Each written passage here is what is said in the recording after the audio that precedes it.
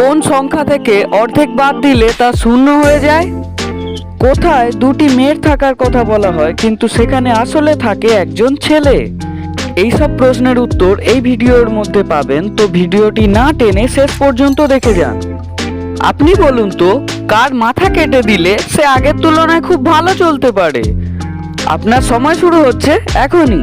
ভাবুন এবং উত্তর দিন।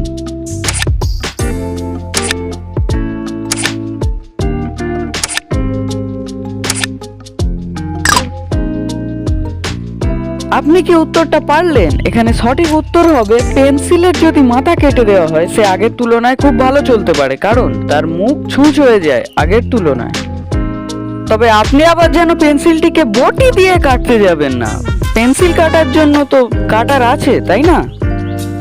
এবার বলুন তো, সব গান তো গাওয়া যায়, কিন্তু এ ছাতার মাথা কোন এমন গান যা গাওয়া যায় না?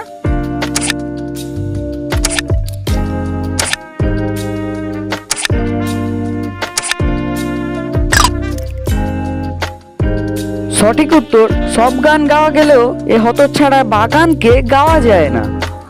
একদিন গান্ধীজি খোলা মাঠে দাঁড়িয়ে আছে এবং উত্তর দিকে হাওয়া বইছে, কিন্তু আমাদের হিরো গান্ধীজির চুল তো আবার দক্ষিণ দিকে উঠছে, কিন্তু কি করে?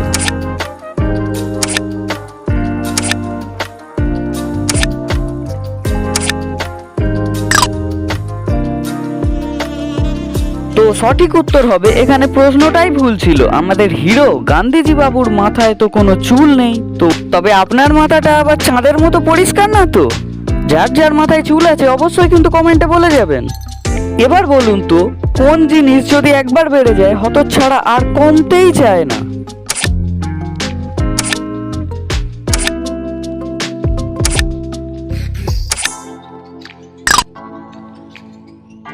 কি আপনি উত্তরটা পারলেন? এখানে সঠিক উত্তর হবে আমাদের ছাতার মাথার বয়স যদি একবার বেড়ে যায় তাহলে আর কমতেই চায় না। পরের প্রশ্নে যাওয়ার আগে আপনি আবার সাবস্ক্রাইব করতে ভুলে যাননি তো? যদি ভুলে গিয়ে থাকেন তাহলে এই সাবস্ক্রাইব বাটনটির ওপর একটি বোতলা ছুঁড়ে মারুন তো দেখি। আর আপনার উত্তরটা কিন্তু কমেন্টে ছুঁড়ে মেরে দিয়ে যাবেন। এবার বলুন তো, কিসের আবিষ্কারে দেওয়ালের এপার থেকে ওপার দেখা সম্ভব হয়েছে?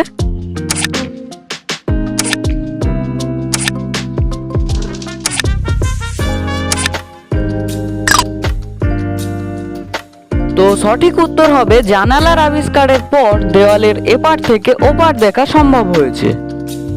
কোথায় দুটি মেয়ের থাকার কথা বলা হলেও কিন্তু থাকে একজন ছেলে?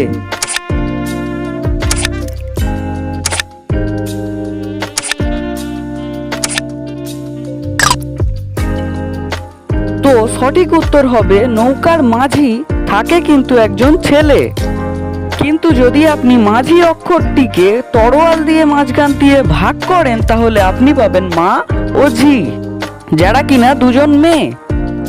আর এই আজকের শেষ প্রশ্ন, বলুন তো, হতচ্ছাড়া কোন এমন সংখ্যা যার অর্ধেক বাদ দিলে তা শূন্য পড়ে থাকে?